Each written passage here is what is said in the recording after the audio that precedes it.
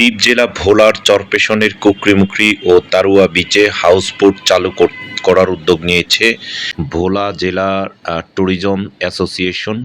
তাদের উদ্যোগে চলতি বছর ২০২৬ সালের অক্টোবর মাসের শুরুতেই এই হাউসবোট চালু করার উদ্যোগের কথা জানিয়েছেন। আপনারা দেখতে পাচ্ছেন ভোলার চরপেশনের যেই তারুয়া বিচ, সেই তারুয়া বিচের সৌন্দর্য এবং মেঘনা নদী, সেই মেঘনা নদীর দৃশ্য দেখা যাচ্ছে।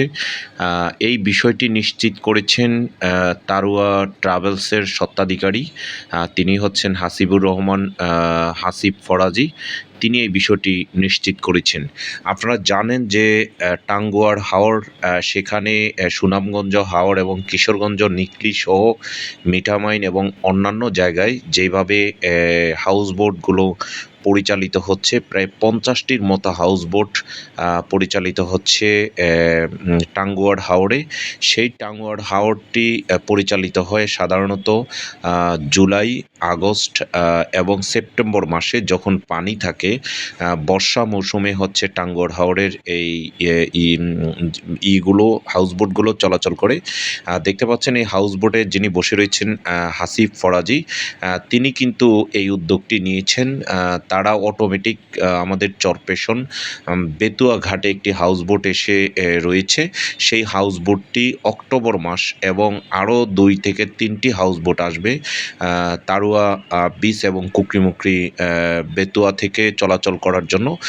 দেখতে পাচ্ছেন সেই মেঘনা নদী, উত্তাল মেঘনা নদী, সেখানে এসে ঢাকা থেকে কয়েকজন উদ্যোক্তা তারা পরিদর্শন করেছেন কিভাবে কুকরিমুকরি এবং তারুয়া বিচে হাউসবোট চালু করবেন। হাউসবোট চালু করার জন্য তাদের এই বিশেষ উদ্যোগকে অনেকেই স্বাগত জানিয়েছেন। তারা খুব শীঘ্রই এই হাউসবোট নিয়ে ভোলার চরপেশনের তারুয়া বিচ এবং কুকরিমুকরি চলে আসবেন। বর্তমানে এই হাউসবোটগুলো টাঙ্গুয়ার হাওরে চলাচল করছে। সেই হাউসবোটগুলো নিয়েই হচ্ছে চরপেশনের বেতুয়া যে সি বিচ রয়েছে, সেই প্রশান্তি পার্ক থেকে প্রতিদিন তারুয়া এবং হচ্ছে কুকরিমুকরি সেখানে তারা ভ্রমণ করবে।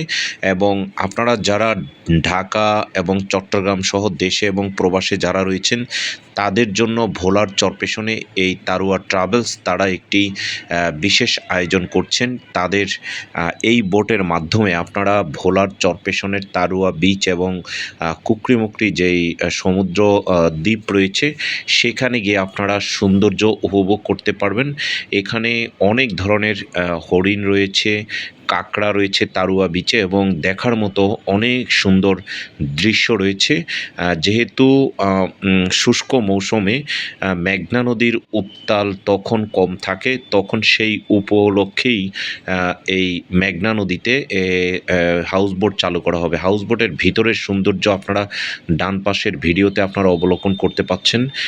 সেইভাবেই তারুয়া বিচে যারা যাচ্ছেন তাদেরকে আমরা জানি যে ভোলা জেলার পর্যটন উন্নয়ন কমিটি নামে একটি ফেসবুক পেজ রয়েছে। তাদের উদ্যোগও তারাও পরামর্শ করে এই চরপেশনের এবং সারা ভোলাতে ২০টির পর্যটন স্পট রয়েছে, যাতে এই পর্যটন স্পটগুলোতে যাতে পর্যটকরা আসে এবং এখানে স্থানীয় যারা ব্যবসায়ী রয়েছেন তারাও যাতে ব্যবসায় সফল হতে পারেন। এবং দ্বীপ জেলা ভোলাতে বিভিন্ন জেলা থেকে যারা আসবেন, দেশ এবং প্রবাসের বিদেশি ট্যুরিস্ট যারা আসবেন, তারা যাতে এই মেঘনা নদী এবং এই দ্বীপ জেলা ভোলা এবং চরপেশনের সেই সৌন্দর্য উপভোগ করতে পারেন।